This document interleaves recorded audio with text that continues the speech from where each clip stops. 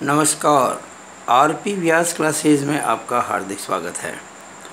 Diploma third year civil engineering branch subject code CE 301 TOS theory of structures chapter 1 frame यानी कि ढांचे।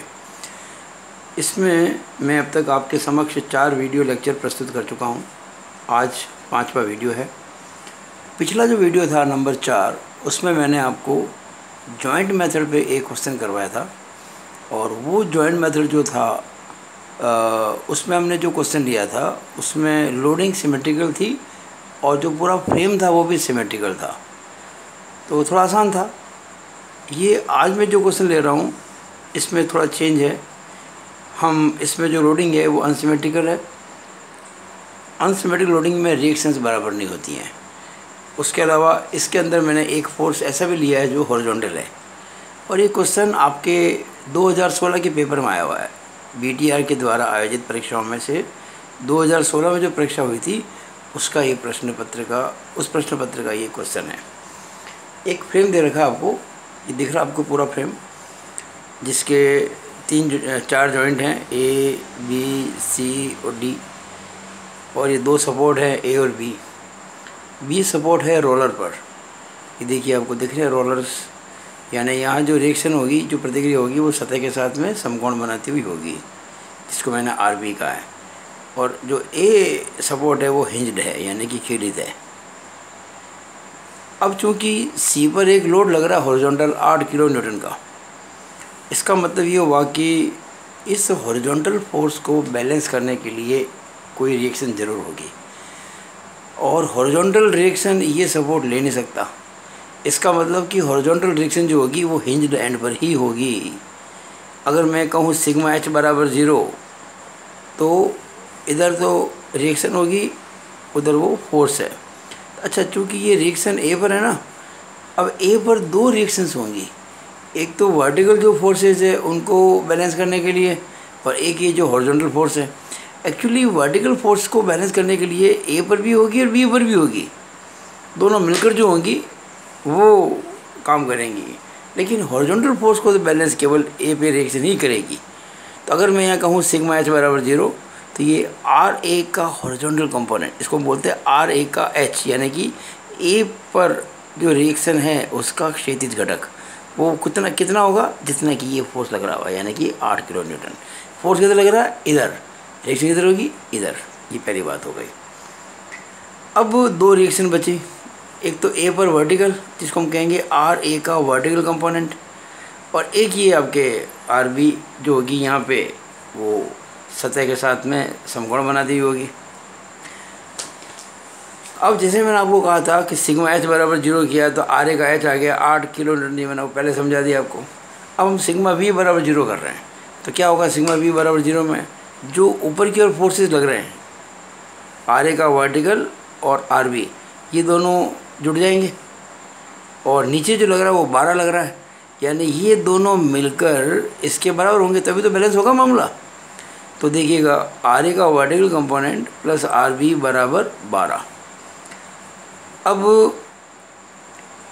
RA का horizontal तो आ चुका है, अगर RA का वर्टिकल आएगा तभी हम रिएक्शन निकाल पाएंगे। हालांकि आपसे रिएक्शन पूछी नहीं गई है, लेकिन आपको मैं बता रहा हूँ केवल ये। अब यहाँ हमको ये RA का वर्टिकल कंपोनेंट और RB दोनों चाहिए होंगे। अब उनकी जोड़ तो 12 है, पर ये अलग अलग कितने ही हमको नहीं पता, 4 8 है या 6 6 है या 7 5 है, नहीं पता, लेकिन जोड़ 12 ये पता है।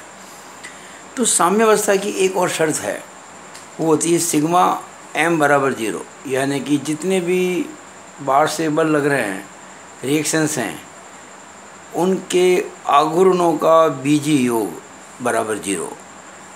Algebraic sum of all the moments of external forces and reactions is 0। अब कहाँ ले मोमेंट, अबाउट कहाँ पे? तो कहने को तो हम जहाँ चाहे ले सकते हैं। मैं मोमेंट B पे ले सकता हूँ, मैं मोमेंट C पे ले सकता हूँ, मैं मोमेंट D पे ले सकता हूँ, मैं जहाँ चाहूँ वहाँ ले सकता हूँ। लेकिन वहाँ लेना सुविधाजनक रहेगा जहाँ लेने से काम अपना आसान हो जाए। तो हमेशा ध्यान रखिएगा, जब कभी रिएक्शन निकालनी हो तो आपको मोमेंट हमेशा उस एंड पर लेना चाहिए जो हिंज्ड हो। कारण क्या है, यहाँ पे दो तरह की रिएक्शन है, हॉरिजॉन्टल कंपोनेंट और वर्टिकल कंपोनेंट, और दोनों ही यहीं से गुजर रहे हैं। इसलिए मैं जब ए पे मोमेंट लूँगा तो क्या होगा, होगा ये कि ये जो दोनों रिएक्शन है, आरे का वर्टिकल और आरे का हॉरिजॉन्टल, दोनों यहीं से पास हो रहे हैं। तो इन दोनों रिएक्शंस का इस पॉइंट के बाद मोमेंट जीरो हो जाएगा। अब क्या बचा, एक तो ये 8, एक ये 12 और एक ये RB, 3 बचे केवल। और ये तीनों बैलेंस करेंगे तब जाके सिग्मा मोमेंट जीरो होगा। अब अगर मैं इस ए पॉइंट पर अपनी अंगुली रख दूं, अब 3 फोर्स दिख रहे हैं आपको, ये वाले। यहाँ अपना पेन रख दिया मैंने ऐसे, और ये जो एरो है ना, ये वाला निशान, इसका किधर फोर्स लग रहा है, वो पेन की नोक हो गई। तो मैं अगर इस पॉइंट पे अपनी अंगुली रख दूं और ये फोर्स की डायरेक्शन हो गई, तो ये मोमेंट कैसा बन रहा है, क्लॉकवाइज। देखिए जैसे वही मैंने कहा था ना आपको, ऊपर राइट हैंड साइड में क्लॉकवाइज होता है, नीचे लेफ्ट में क्लॉक होता है, राइट में नीचे क्लॉक होता है और लेफ्ट में ऊपर क्लॉक, ये सारे क्लॉकवाइज मोमेंट चाहिए। ये मोमेंट हो गया क्लॉकवाइज इस फोर्स का। अच्छा, ये जो 12 है ये राइट में नीचे है, ये भी क्लॉकवाइज हो गया। लेकिन वो 9 नहीं, वो तो 9 निकालेंगे अभी। वो जो RB है वो ऊपर है, इस पॉइंट के अबाउट में अगर इसका मोमेंट लूँ RB का, तो वो ऊपर है, यानी ये एंटी क्लॉकवाइज है। इसका वाले जो 3 फोर्सेज हैं, ये एक्चुअली 2 तो फोर्स हैं और एक रिएक्शन है। तो ये फोर्स और ये फोर्स, ये दोनों बनाएंगे क्लॉकवाइज मोमेंट, और वो रिएक्शन बनाएगी एंटी क्लॉकवाइज मोमेंट। और बैलेंस होने के लिए, फॉर इक्विलिब्रियम, ये दोनों मोमेंट्स होंगे बराबर। तो देखिए मैंने क्या किया, अगर मैं ए पे मोमेंट लूँ, किसका, RB का, तो RB मोमेंट क्या होता है, फोर्स इनटू परपेंडिकुलर डिस्टेंस।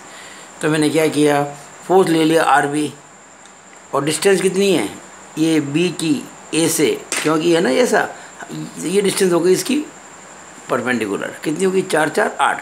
तो RB इंटू 8, ये देखिए मैंने यहाँ लिखा है, यहाँ पे RB इंटू 8 बराबर। अब देखिए ये जो 12 है, ये ऐसा लग रहा है 12, और दूरी कितनी इसकी A से, 4। तो 12 इंटू 4 दे रखी है आपको, और ये 8, ये वाला ये 8 है। मुझे इस फोर्स का मोमेंट चाहिए इस पॉइंट पर, तो क्या करूँगा, मैं इस पॉइंट से इस फोर्स की जो लाइन ऑफ एक्शन है उस पर डालूँगा परपेंडिकुलर, यानी मुझे यहाँ से डालना परपेंडिकुलर, यानी एक तरह से मुझको ये डिस्टेंस चाहिए, ये वाली, और ये डिस्टेंस वही है जो कि ये है, क्योंकि ये बन गया आपका रेक्टेंगल, ये बन गया आयत, और आयत की सम्मुख भुजाएं बराबर होती है। इसलिए ये जो 8 किलो न्यूटन का जो फोर्स है, इसका जो मोमेंट निकालेंगे, तो 8 इंटू ये कितना हो गया, ये डिस्टेंस जो आपको दे रही, ये कितनी दे रही है आपको, 3 मीटर दे रही है। तो 8 इंटू 3, तो क्या हो गया, तो 12 into 4 plus 8 into 3, 12 into 4 plus 8 into 3। अब आप ध्यान से अगर देखें तो क्या हो गया, 8 RB इजिकल टू 12 चौक 48 और 38 24, 48 24 कितने हो गए, 72, और RB की वैल्यू कितनी आ जाएगी, 72 में 8 का भाग लगा दिया, कितना आ गए, 9। तो 9 किलो न्यूटन, यानी कि RB, ये जो रिएक्शन हो गई, ये आ गई 9 किलो न्यूटन। देखिए जो पिछला क्वेश्चन हमने किया था लास्ट वीडियो में, उसमें लोडिंग सिमेट्रिकल थी, फ्रेम भी सिमेट्रिकल था, दोनों रिएक्शन बराबर हो गई थी, तो हमको कुछ करना नहीं पड़ा। ये जितना लोड आ रहा था ऊपर से, उसको हमने आधा आधा बांट दिया था, यहाँ करना पड़ा। अब देखिएगा, आरे का जो वर्टिकल कंपोनेंट है और RB है, वो मिलकर 12 होते हैं, और उसमें से RB अभी 9 निकला है। तो आरे का वर्टिकल कंपोनेंट कितना हो जाएगा, 12 में से 9 घटा देंगे, कितना हो गया, 3 हो गया। देखिए जैसे ही आप कोई रिएक्शंस वगैरह निकालते हैं, उसकी एंट्री हाथों हाथ कीजिए। फ्रेम के इस क्वेश्चन के अंदर जो आपने चित्र बनाया है, जैसे आपने ये RB 9 निकाला, आपने तुरंत दिया 9 पुट कर दिया, यहाँ पे लिख दिया 9 किलो न्यूटन। जैसे आरे का वर्टिकल आपने 3 निकाला, तुरंत आपने यहाँ लिख दिया ये 3 किलो न्यूटन। जैसे आपने पहले आरे का H निकाला था 8, तुरंत यहाँ लिख दिया 8 इधर। यानी ये एंट्रीज आपको हाथों हाथ करनी होती है, बाद में कोई चूक से कोई गलती नहीं हो जाए। तो हमने क्या किया, ये एक्चुअली पहला स्टेप था, इट वाज स्टेप नंबर 1, कि आपने ये जो फ्रेम दे रखा है, इसकी सारी रिएक्शंस निकाल ली। क्योंकि जब तक अपन रिएक्शंस नहीं पता करेंगे, तब तक अपन सॉल्व कैसे कर पाएंगे, मेथड ऑफ जॉइंट से नहीं कर सकते। अब इसके बाद जो आपको काम करना है, ये जो आपने अभी अभी ये सारी रिएक्शन निकाली, उसके बाद में हम एक एक करके जॉइंट लेंगे, अपना काम करेंगे। लेकिन उसके पहले मैं आपको एक बात कह चुका था स्टेप सेकंड के अंदर। स्टेप सेकंड में मैंने आपको एक बात बताई थी पिछले वीडियो के अंदर कि ये जो फ्रेम आपको दे रखा है, इस फ्रेम का वापस से एक लाइन डायग्राम बनाएंगे, क्योंकि हमें जो फोर्सेस निकलेंगे ना उनको रिप्रेजेंट करना है, इनके अंदर शो करना है, टेंशन है, कंप्रेशन है, कितना फोर्स है। और साथ साथ में एक टेबल बनाएंगे ये बताने के लिए कि किस मेंबर में कितना फोर्स है और उसकी नेचर क्या है। तो ये टेबल ऐसी बनाई हमने, देखिए वापस से, ये देखिए ऐसी बना ली, ये हमने पहले ही बना लिया एडवांस के अंदर। आप एग्ज़ाम में भी ऐसा कर सकते हैं कि खैर एग्ज़ाम में कोई आगे पेजेस छोड़ के नहीं बनानी है आपको, वही बना लीजिएगा जहाँ क्वेश्चन शुरू होता है। क्योंकि अपन जो जो फ्रेम को सॉल्व करेंगे, जैसे जैसे अलग अलग जॉइंट के अंदर आप फोर्सेस निकालेंगे और अलग अलग जॉइंट लेकर मेंबर से फोर्स निकालेंगे, हमको इस फिगर में और इस टेबल में दोनों में उसकी एंट्रीज करनी है। और एग्जामिनर हमेशा, वैसे आप चाहें तो कभी इस फिगर को इग्नोर कर सकते हैं, लेकिन ये टेबल बहुत ज़रूरी है, क्योंकि एग्जामिनर हमेशा टेबल देखता है। या अच्छा, हो सकता है आप टेबल ना बनाओ, आप केवल ये बना दो, लेकिन दोनों बना दो तो बेहतर है। तो मैं चाहूँगा कि आप जब प्रैक्टिस करो घर पे तो दोनों काम के साथ करो, ठीक है ना। अब देखिए हमें इसमें करनी है, कितने मेंबर से देखिए आप ध्यान से अगर देखेंगे तो 1 2 3 4 5 मेंबर हैं। मैंने यहाँ लगा दिया सीरियल नंबर 1 2 3 4 5। अब जैसे मान लीजिए मैं जॉइंट बी से शुरुआत करता हूँ, तो जॉइंट बी पे मेंबर कौन कौन से है भाई? एक तो है बी डी और एक है बी सी। यह लिख दिया मैंने बी डी और ये लिख दिया मैंने बी सी। जैसे ही मैं जॉइंट बी को लूँगा, इन दोनों मेंबर्स में फोर्स आ जाएगा, तुरंत आ जाएगा। इसका मतलब ये मेंबर सॉल्व हो गया, ये मेंबर सॉल्व हो गया। अब मैं जॉइंट डी पे आ सकता हूँ, क्योंकि डी आसान जॉइंट है। आसान क्यों है कि यहाँ पे जो मेंबर्स मिल रहे हैं, देखिए ये मेंबर और ये मेंबर के बीच का एंगल राइट एंगल है, तो बहुत आसान हो गया। सिग्मा एच बराबर 0 करते ही ये दोनों काम आ जाएंगे, सिग्मा बी में वो दोनों काम आ जाएंगे, काम बिल्कुल आसान हो जाएगा। और एक मेंबर में तो हम आँख मीच के कह सकते हैं कि फोर्स कितना है।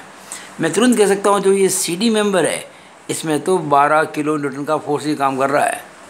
ये जो है ना C D, force in member C D, अगर मैं जॉइंट डी लेता और सिग्मा बी बराबर 0 करता तो ये फोर्स नीचे है, तो इसको बैलेंस करने के लिए ऊपर ही होगा।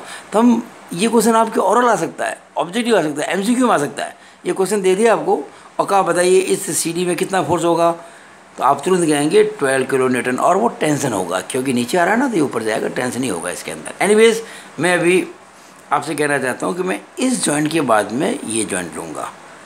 जैसे मैं ये जॉइंट लूँगा, हमको 2 मेंबर में फोर्स और मिल जाएगा। कौन से मेंबर्स मिल जाएंगे? एक तो ए डी और एक सी डी। यहाँ नोट कर लो, ए डी और सी डी। अब जैसे इस जॉइंट को लिया तो इनमें पता पड़ गया फोर्स, ये जॉइंट लिया तो इनमें पता पड़ गया। अब यही तो बचा।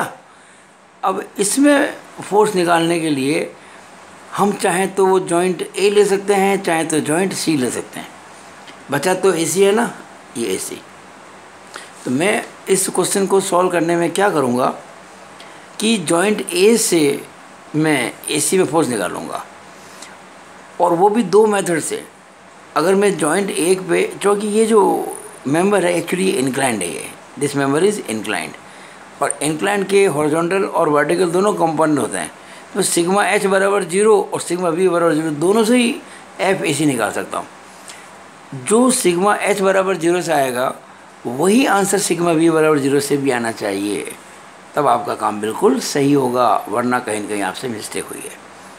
और मैं आपको सी जॉइंट लेकर भी इस एसी में फोर्स निकाल के दिखाऊंगा। चाहे वहाँ पर भी आप सिग्मा एच बराबर 0 करो या सिग्मा बी बराबर 0 करो, आंसर वही आएगा जो कि यहाँ से आता। तो ये सारा काम हो गया आपका। एक और इसमें शो करना पड़ेगा अपन को।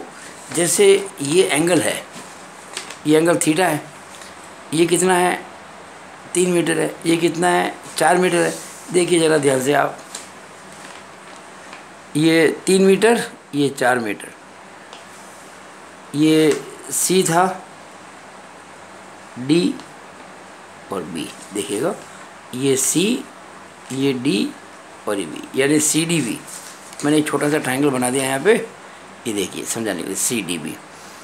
और इसको लिख दिया मैंने एंगल थीटा। चूँकि सिमेट्री है, यहाँ भी 4, यहाँ भी 4 और ये 3, और एंगल दोनों बराबर हैं, इसका मतलब हम कहेंगे ये एक राइट एंगल ट्रायंगल है, जिसका आधार कितना है 4, लंब कितना है 3, यानी ऊंचाई। तो ये कर्ण यानी कि हाइपोटेन्यूज कितना हो जाएगा 5, अंडर रूट इसका स्क्वायर प्लस इसका स्क्वायर, 16 प्लस 9 25 का स्क्वायर रूट 5 होता है। अगर ये 5 है तो what is sine theta, perpendicular upon hypotenuse, यानी कि लंब बटा कर्ण 3/5 यानी कि 0.6। और व्हाट इज कॉस थीटा, आधार बटा कर्ण बेस अपॉन हाइपोटेन्यूज 4/5 यानी कि 0.8। एक्चुअली हमें ये कोण निकालना नहीं है। कई बुक्स क्या करती है, एंगल निकालती हैं और फिर उस एंगल की कॉस साइन लेती है, वो लंबा हो जाता है।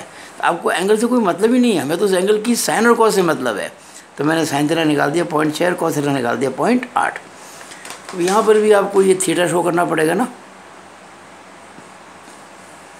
देखिए, इस फिगर के अंदर आपको एक तो ये रिएक्शन शो करनी है जो है as it is, forces show करना है, और जो जो आंसर निकालेंगे अलग अलग मेंबर्स में उनकी इसमें एंट्री करेंगे, यहाँ भी करेंगे और इस टेबल में भी करेंगे, और इस तरह से जाके अपना ये क्वेश्चन पूरा होगा। अभी मैंने इसको केवल आपको ब्रीफ किया है, रिएक्शंस निकाली है, टेबल बनाना सिखाया है, और एंगल वगैरह एंगल ही निकाल के उनके एंगल की साइन कॉस निकाली है।